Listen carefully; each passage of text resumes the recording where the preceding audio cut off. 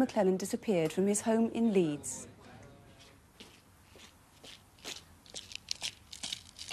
Sandy lived on this estate in Winmore, on the outskirts of the city.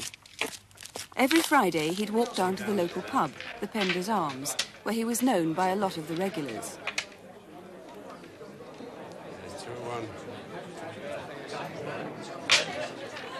Sandy's stepson, Brian Horn, and wife Elizabeth lived just round the corner from his flat.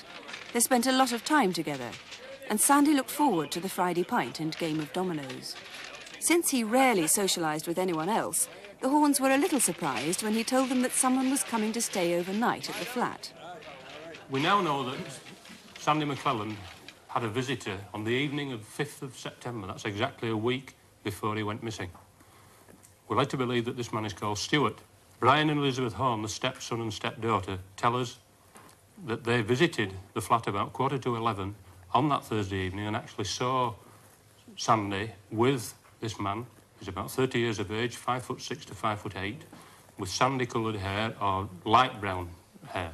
He told the Horns that he was separated, that he got 2 children. Very, very vital that we find him as soon as possible. This is Stuart. He's come down to Leeds about a driving job. Well, you know, like a cup of coffee? You're lucky the kettle's on. You think you get your job done? Oh, should do. You know, I've got exams, CSEs, O-levels, and references. I should be okay. We've been down the Red Line. What a pint. You should have come for me when I went, were you? Well, I didn't know what you were about, did I? Yeah, yeah. There's your coffee. Yep. Yeah, listen. You like a sandwich? No, not me. It would seem that the purpose of the visit with this man, Stuart, was to try to get a driving job in the Leeds area, possibly connected with the mining industry. So therefore I want every possible firm or every firm in the area visiting with a view to seeing if they had anybody or set anybody on or interviewed somebody around about the 5th or 6th of September for such a job. Now we've got to concentrate on the evening of Thursday the 12th of September. That's the last time he was last seen alive. We know now that he went to the Asda supermarket at Crossgates with Brian and Elizabeth Horn in Sandy's own car. That's the Ford Cortina, the light green one. They were accompanied by the 16-year-old granddaughter, Lynn, who they dropped off en route.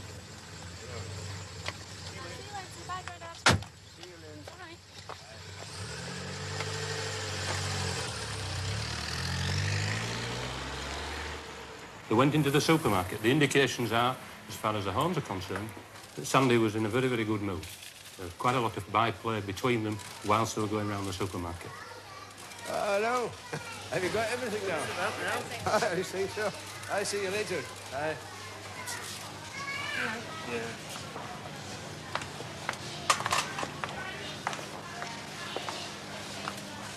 Yeah. We'll meet again, don't we?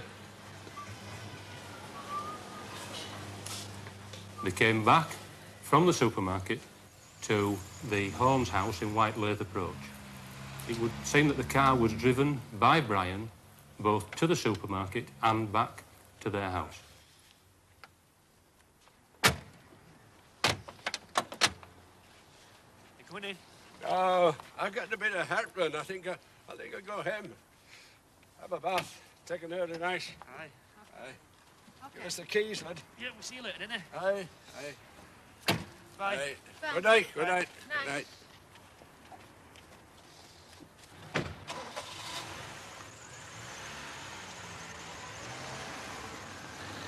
And then Sandy drove the car, it would seem, back to his own flat in Willigarth Avenue.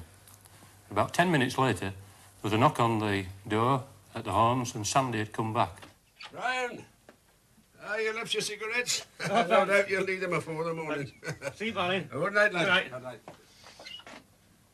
He left the house straight away, but we do not know whether he drove off or whether he'd come back to the house in his car or whether he walked back to his flat.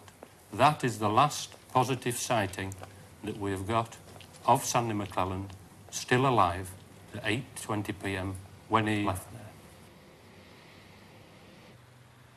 The next positive sighting that we've got of Sandy McClelland's motor car is at 11:30 a.m. on Monday the 7th of October, when it was found on the car park in the centre of Brighouse, known as the Bethel Street car park. This car park is adjacent to the Calder and Hebble Canal.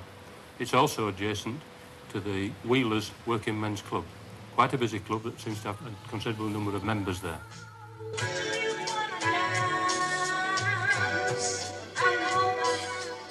Wheelers was busy the night Sandy disappeared. There were several charity acts on and the place was full.